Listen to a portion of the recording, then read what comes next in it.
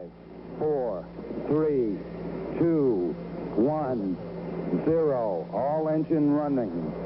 Liftoff. We have a liftoff. Ladies and gentlemen, boys and girls, children of all ages, the Minot State Professional Communications Department proudly brings to you the Striha Sports Podcast with your host, Parker Striha. Hello, and welcome back to the Striha Sports Podcast. I'm your host, Parker Striha, and on today's episode, I'm going to be talking to another one of the newest members of the Minot State football coaching staff. I'm by no means professional, but I do love talking about sports, so thank you for joining me. He is a former collegiate safety with over a decade of coaching experience. He is also one of the newest additions to the Minot State football coaching staff. Today, I am joined by Mr. Michael Bruno. Thank you for joining me. How are you doing today? Doing great, Parker. Thanks for having me on today. Thanks for having the time to come on. So with every interview, I have 5 quick get-to-know-you questions just to ease nerves. So we'll just jump right in with number 1. What is your favorite type of pizza? Oh, so I'm from the New York City area, and obviously we're very brash about this. We think we have the best pizza in the country, if not maybe the world. But for me, I love just a nice, easy cheese slice, or if I'm going to add toppings, mushrooms is my number 1. And then if I'm back home, there's a place they call it Planet Pizza. Not the same Planet Pizza we have out here in Minot, but it's another Planet Pizza. They make a great chicken cutlet pizza slice, which is great with ranch dipping sauce. For me, that's my go-to whenever I'm back on the East Coast. Nice. I would definitely like to try a different version of the Planet Pizza. So number 2, what is your favorite NFL team? And if you don't have one, what is your favorite overall sports team? Yeah. So I'm a Jets fan. My whole family is all Patriot fans. They're from the Boston area, and I became a Jets fan when I was that young age when you figure out your sports teams. I was living with my cousin for that year, and he's from Long Island, so he was a Jets fan. I just followed suit, and my dad hates my cousin ever since because of that. You looking forward to potentially getting Aaron Rodgers on the team? Absolutely. We need to just keep going, take that step for the Super Bowl. I mean, I'm a Green Bay fan, so I'm okay with giving you guys Aaron Rodgers. I'm kind of over this whole ordeal. I just kind of want it over with. But with number 3, if you could have any superpower, what would it be? Ooh, that's a real good one, superpowers. So I don't watch a whole lot of the hero movies, so I don't know a lot of the superpowers, but I think the ability to fly for me would be the best. That'd be easy for me to travel to go see a lot of people too, on top of everything. Yeah, I definitely think that's a really good one, though. Can't hate about being able to travel wherever, whenever you want at a really fast rate. Number 4, this has kind of been a one-sided question so far with the coaches. Are you Team LeBron James or Team Michael Jordan? Oh, Michael Jordan's not even close. Not even close for me. I grew up in the Jordan era. I played basketball. I was fortunate enough to have a few schools ask me to come play for them in college, but for me, it's Michael Jordan all day. The competitiveness that he has, the clutchness is so, it's one-sided for me in that part. I think LeBron's an all-timer, though, don't get me wrong, but Jordan is by far number 1. Yeah, I mean, I don't personally think there's a wrong answer to that, but it has been. I believe Michael Jordan has been the answer for every one of those, and I mean, I can't argue with it. And number 5, what is your favorite song? So you've been around me at practices. You've seen, especially walkthrough days, I'm always starting humming a lot of different songs. So for me, I don't have one particular song. Because I forget who sings every song and what they're named, but I am a huge fan of all music, though. Yeah, absolutely. I think I'm the same way. I do have a couple songs that are kind of up there for me, but I mean, you can't go wrong with music in general. But so to get into the quote-unquote real questions, I understand you started coaching in 2009 at, I believe it's pronounced Worcester Poly. Worcester Poly. Yep. Could you kind of give me a rundown of your coaching stops from then until now here at Minot State? Yep. So I was fortunate when I got done with college, I was able to start right away. Ed Zaloom was the head coach at WPI, which is Worcester Polytech in Massachusetts. It's a D3 engineering school. I interviewed for an assistant O-line job at the time, and I must have done well enough for him that he actually hired me to be the running backs coach. So I was fortunate enough to be the running backs coach that year. Coach Zaloom then retired. Coach Robertson came in to be the head coach, and I got moved to becoming the D-line coach and the special teams coordinator following that. And that was a great learning experience for me to learn to coach the D-line for the year. I had a ton of special teams experience from playing and then also that first year, but doing the D-line was real new for me, which was great. And then I got fortunate. Dartmouth College had an opening for a defensive assistant, video coordinator, assistant DFO, and I jumped on that, and I took that job. And then that I was up there for 5 years. I moved up after the first season to becoming the nickels, safeties, and assistant special teams coach. I did that for my remaining 4 years. I wanted to coach more. I knew my role was going to be limited there if I stayed in that. So that's why I made the personal decision to leave. I went and took a GA job down at Mississippi State with Coach Sermon and Dan Mullen. I was doing all 4 linebacker spots for Coach Sermon, and then Coach Sermon left after that season, went to University of Louisville. He brought me with him, and I worked with the outside linebackers and linebackers there with him and Coach Petrino. After one season there, Coach Sermon got offered a great position at Cal for him and his family, and he went there, and I followed him, working with all 4 linebackers spots again in the different defenses while I was out there with him. And then last season I left. I wanted to kind of get out a little bit on my own. Went with Coach Hayward, who took the defensive coordinator job at UNLV, and I was fortunate enough to interview and get the inside linebackers job, and really help coach the entire defensive front with Coach Hayward. Nice. And now you're, of course, at Minot State as the defensive coordinator and linebackers coach. And I don't think there's a way to underestimate how important and crucial that Power 5 experience has to be, especially as a younger coach as you were getting into that and now being at a smaller school in Minot State, obviously. But I also saw that you were a former college safety. Could you talk me through your playing career and how that ultimately led into you becoming a coach? So I made the transition from a strong safety in high school to a free safety in college, which usually does not normally happen. Usually you move closer to the box than further away, or to the ball, I should say. But we were in a more of a kind of what Virginia Tech ran for all those years, with the 4-4, 4-2-5-ish with a robber safety. And so that was the safety position I had played in a lot there. And I was fortunate enough, I got my first playing time as a sophomore. So I traveled as a freshman, sat on the bus, sat on the bench, didn't play, but I was around everything and learning everything. And then my sophomore year is when I finally started getting playing time with the defense.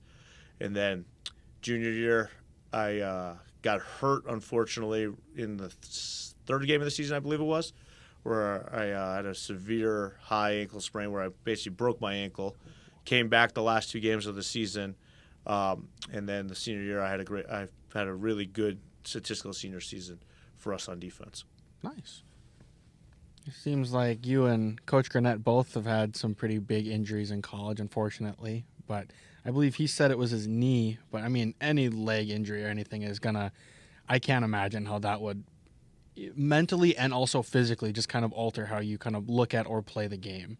Yeah, for me, it really – that whole 2 months of being in a cast on crutches at practice was really hard a little bit, just knowing you can't do anything. So I was trying to rush myself back, and then against one of our bigger rivals was Hobart College, and I tried to play that game, and the coaches had the wise decision.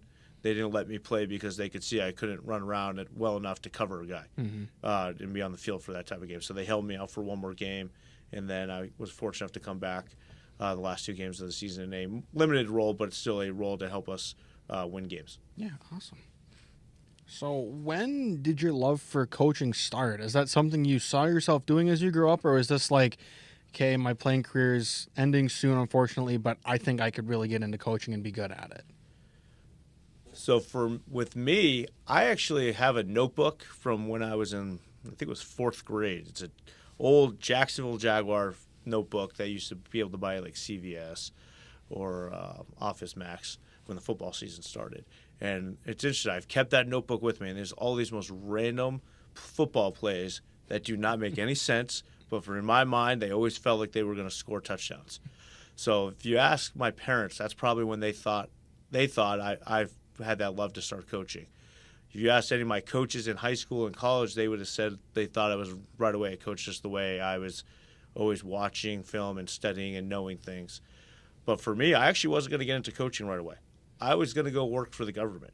I had done a bunch of internships with my congressman, with some government agencies, where I was going to go work for my congressman after I was done with college. And then, unfortunately for him, and maybe it's really fortunate for me, he lost re-election my senior year. So I was that whole job I had lined up after my summer internship got washed out. So I'm sitting there. It's end of my fall semester. I'm thinking, all right, what am I going to do? So I'm thinking, all right, maybe one of my close friends had tried to talk me into joining either the FBI or the U.S. Marshal's office, because that's what he had been doing, and he really enjoyed it.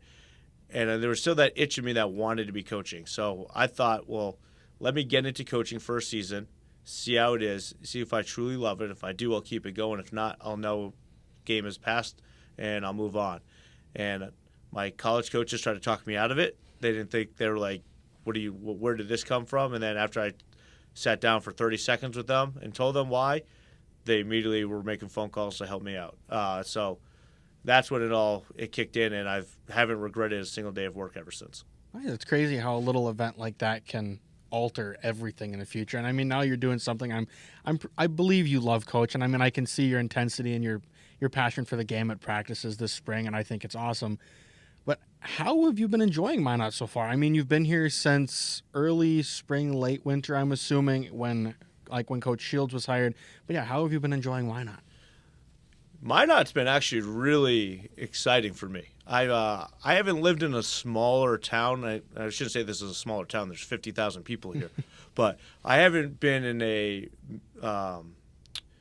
more the woodsy type atmosphere in, 7-8 years now, since when I was at Dartmouth. And I really enjoyed my time up at Dartmouth, and that's a small college town. This is a college town, but it's not a small college town because you have 50,000 people here. You have the Air Force Base, you have the oil mills, you have the hospital. There's a lot going on here. So for me, I've enjoyed just being able to go out and explore and find different things to do. Like the other day, myself and the defense of staff and the defense players and some of the offensive guys, we all went to the baseball game. We had a blast for watching Minot State play baseball. I'd driven past Corbett Field a bunch of times and had no clue that I was there. Mm-hmm. And then I'm excited this spring to go to the zoo. Mm-hmm. And I want to see these tigers and all these other animals I keep driving by and seeing. So there's so much to do up here and explore. And for me, I'm a big paddleboard guy. So there's a bunch of lakes. Mm-hmm. I can't wait to go explore this summer out here.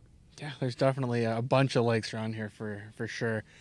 I mean, I've never really gotten into paddleboarding, but I mean, my family does have some stuff down on the lake, so I'm always down there. But it's definitely fun, and I will suggest the zoo also. I know you said you're excited for that. And I mean, Minot Zoo I think it's awesome for considering the city size to have a zoo that nice. I think is really awesome. And I mean, Bismarck also has one, but we don't talk about Bismarck with you, Mary, and those guys down there. But nope. School down south, nope. Can't talk to them. So as someone with extensive Power 5 experience, how have you been able to use the experiences and knowledge that you've gained from those schools as you've progressed as a coach and as you've gotten here at Minot State? So I was very fortunate when I was at those schools. I was around some really great football minds.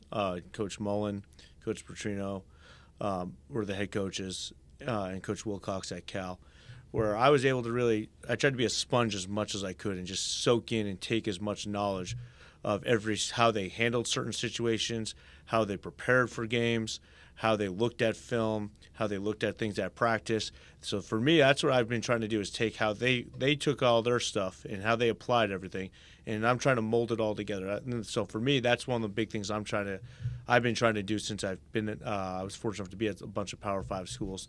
It's just how we look at things, how we coach things, how we teach things is a big thing for me. Yeah. So this is kind of something I've always wondered as I've gotten more and more into sports, and football especially as my main thing. But how do you build a defensive scheme, and what kind of goes into that? So the way to build a defensive scheme, there's a few different ways, I think. But I think the main one is you need to know what you have for your talent. Mm-hmm. You can't just fit a square into a round hole. So for me, it's what type of players do we have here? What type of players are we recruiting here? And then what best fits their abilities. And I think that's the best thing. And then after you figure out those questions, then I think you can build your type of scheme to best maximize their talent and abilities. And that's what we're trying to do here with everything. Yeah, I guess I've just never really been sure if it's more of a scheme and you match the players to it, or if it's the players and you kind of match the scheme to it. But that makes a lot of sense.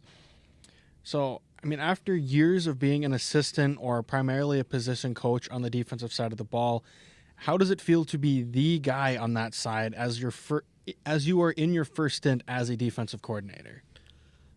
So I'm very excited about this opportunity. That was one of the big reasons why I did take it with Coach Shields. I had some other opportunities to still be the assistant or in the position coaches at other levels, but in schools. But for me, I was very excited. I felt I was ready to coach the whole defense and lead the whole defensive unit and players. And so I'm extremely excited about it. I've taken a lot of notes over the years from Coach Dobes when I was at Dartmouth working with him, and then same thing with Coach Sermon and Coach DeRuiter. Those are the three guys I've leaned on a lot. I've asked a lot of questions over the years on how have you taught this, or how would you do this? What's the best answer for this in your opinion?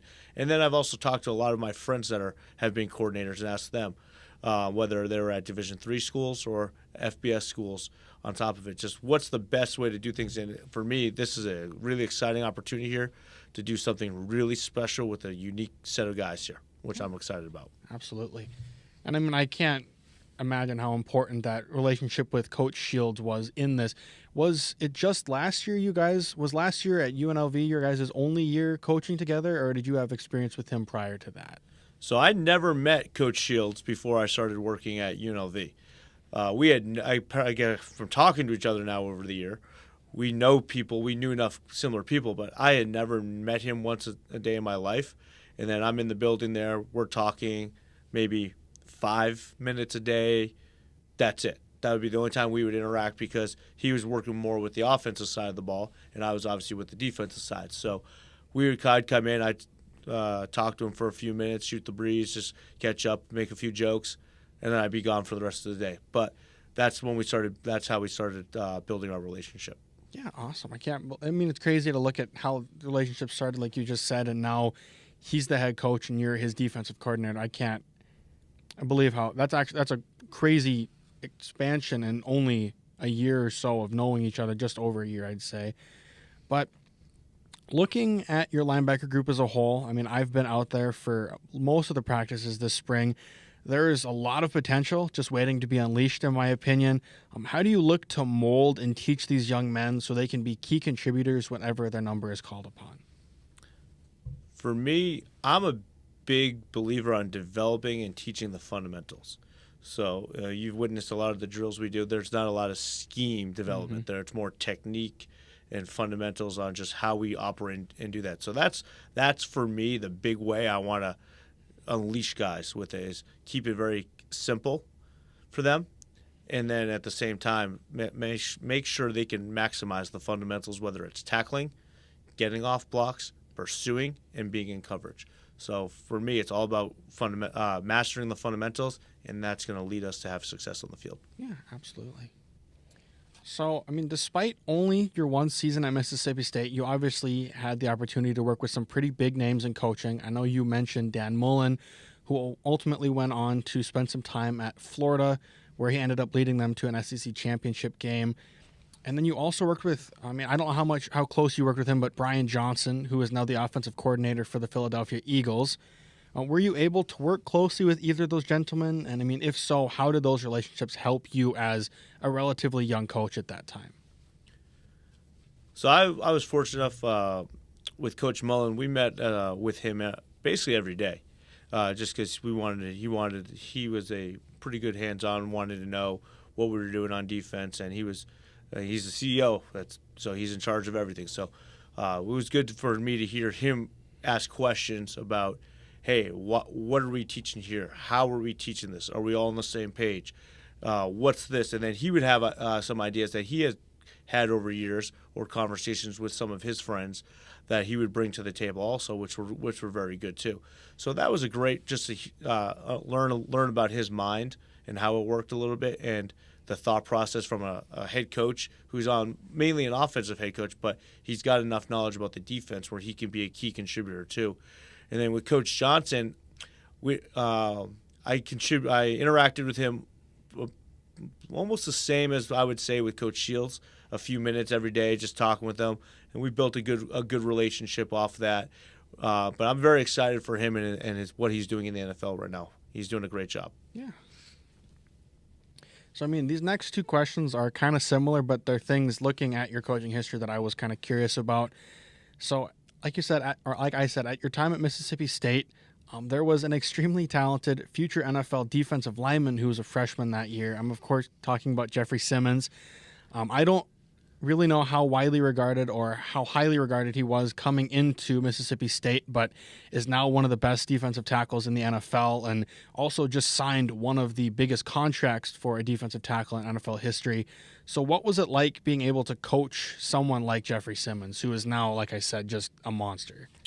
So Jeffrey was a very decorated kid coming out of high school. I think he was a consensus 5-star recruit that we were very fortunate enough to get. They had signed and got him committed before I got there, because I got hired about a few weeks before spring ball even began down there. So, but he showed up in the summer, and his work ethic was what really separated him. He would always push himself beyond what the rep number was or what the distance was, and he would drive to be perfect on every rep. And that's one of the big things. It's really separated his game, is his desire to be a great player with everything. And he was a great kid to be around for that 1 year I was there with him. He cared about the kids on the team and the community a lot, which was awesome. Yeah, I mean, you definitely see all of that with him showing now as he's one of the best players, in my opinion, in the NFL, one of my favorites overall. Just, I'm a sucker for solid or really good defensive linemen, and I mean, he's, like I said, one of the best, and I'm sure that's something now that you can kind of look back and say, wow, I can't believe I mean, that's a pretty big guy to coach, whether you were every day, however often you were actually with him. But then also I saw your timeline for coaching lined up with you being at Louisville during Lamar Jackson's last season. What was it like being able to witness a player of that caliber in person and also coach against him in practice? Because he's a freak. So Coach Petrino always had a great line to both myself and Coach Sermon. Do not scheme for Lamar. Just run your defense. You're not going to play anyone who's going to be like him. And it's true. Lamar was extremely talented, extremely hard worker, and he brought every rep was a full speed rep for him. He did some things running on the field that I don't think I'll ever see again. Both him and Jair were two competitive guys that I loved to be around at practices that whole year there. Yeah, I completely forgot about Jair, and I'm a Green Bay fan, so he's also one of my favorite guys in the league. And I'm sure having a player like him on that defense didn't hurt as a coach. But no, he made us a lot better as coaches. Just his ability to be out there. Yeah, I mean, I'm just kind of looking back now, realizing the amount of first-round picks or your overall NFL players that you've been able to coach in any capacity is awesome. I don't know personally a lot of other guys that have had that experience, and I'm sure that's kind of something you can look back on and kind of use as you progress as a coach. Yeah, absolutely. And I think I've been fortunate enough. At Cal, I coached at least 6. Had my hands around working with guys in some capacity. At least 6 to 8 guys that are in the NFL right now on defense alone, and then obviously at Louisville with a bunch of different guys, and same thing with Mississippi State. And to be honest with you, even Dartmouth. Our corner Vernon Harris was with the Chiefs for a long time. Charlie Miller played with the Jaguars, so I've been fortunate. I had a bunch of DBs, and Falerno Rumolade right now is the highest paid defensive end up in the CFL that I was able to work with and have a great influence with. Yeah, so you definitely have a lot of feathers, so to say, that you can hang in your cap with players. But I mean, as a coach and leader on this Minot State football team, how important is it for you to not only help these young men become better football players, but also just better people in general off the field? Yeah, I would say that's more important, the latter part, than the football part. Obviously, we get judged by wins and losses and what we do on the field, but having that impact with these guys goes a lot further than just the wins and losses. And that's why the relationships that we build during this time period really last a lot longer. That's why I mentioned some of those guys at Dartmouth just now. I still talk to those guys all the time. They have group chats that they have me in with all the DBs from when I was there. Or same thing at Cal, I still chat with a bunch of the guys. I was on the phone with Coyne about a month ago asking him about some stuff. And I haven't seen Coyne in 2 years now, but I know he's doing well. He's with the Bears right now. Same thing with AJ last year. Like, AJ's going through his draft process right now, but me and him still manage to shoot each other messages, call each other just to check in, see how we're doing, and I'm excited for him for 2 weeks from now. Yeah. I mean, I think that's kind of been a very similar response for most of the coaches, is it's more important for these players to be better people than you handle that, and then you can handle the football afterwards. Because, like, for most kids, you're not going to be a football player forever. So, I mean, the stuff that you learn to be a better person is ultimately just more important. But do you have any goals for this upcoming season? Like, whether that be personal goals or goals that pertain to the team or your linebackers or anything like that? I haven't put a hard number on any particular goal yet. For us, it's a mentality. I know Coach Shields has his waddle with the whole program, and we talk about that all the time.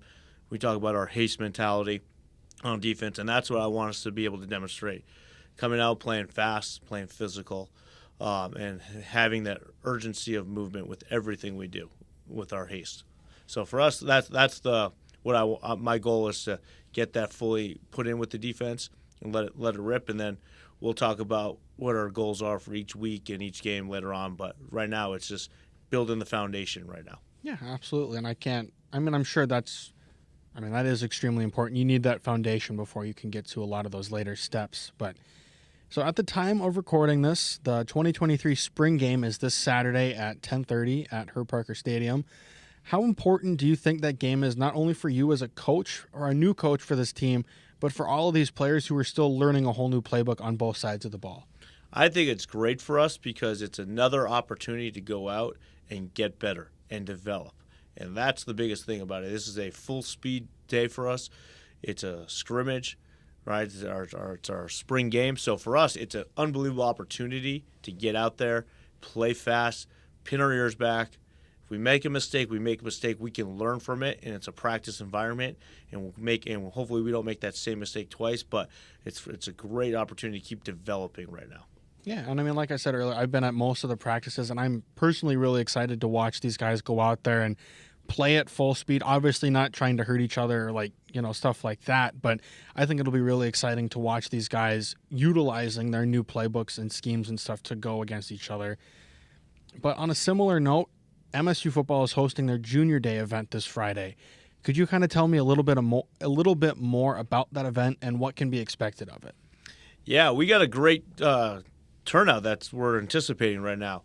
I'm really excited about the kids that are coming from all over the country, to be honest with you. I know we've hammered the North Dakota and the local area too, and we've been fortunate some kids from out of the area are also going to be coming with their families. So I'm really excited to meet everybody up here and show off our new our new football program, to be honest with you, and really get a chance to show the campus and talk about our academics, talk about and walk around campus with everybody, have a little talk about our development plans with the guys. It's going to be a real fun experience for everybody, and I'm really excited for the turnout we got coming.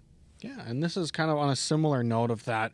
For any recruits, like high school guys or guys in the transfer portal at the time that might watch this video, what is one message you'd like to give them about not only Minot State, but Minot State football as a program? That this is going to be, you're going to have an opportunity to do something really special with a special group of guys that has not been done here before.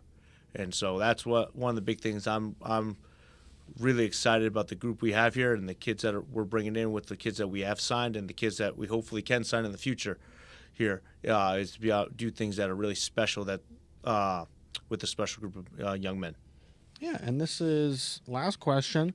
But speaking of recruits and transfer guys, where can they find you specifically if they wanted to reach out? So for me, I'm on Twitter at Coach_Mike Bruno. That's the easiest way to find me here. And obviously, we're going through the day during the workday a lot. So if I'm not watching the film or scripting for practice, usually I'm always right on my phone watching recruits' films and getting back with DMs. That's the easiest and fastest way to get a hold of me. Okay, absolutely. So once again, I would just like to thank you for coming on my podcast today and taking the time out of your busy day and busy schedule to meet with me. Is there anything else you would like to say or add before we send it off? I'm just really happy to be here. I know this community has been very welcoming to us as the new staff and me personally, and I really enjoy being up here and can't wait to meet everyone at the spring game on Saturday and throughout the summer as we get ready for week 1 in August. All right? Go Beavs. Perfect. Thank you. Once again, this has been the Striha Sports Podcast with guest Mike Bruno, new defensive coordinator for MSU football. That is all I have for you guys today. Don't forget to like and subscribe and hit that notification bell so you never miss an episode. Thank you for tuning in, and I will catch you all next time. Peace.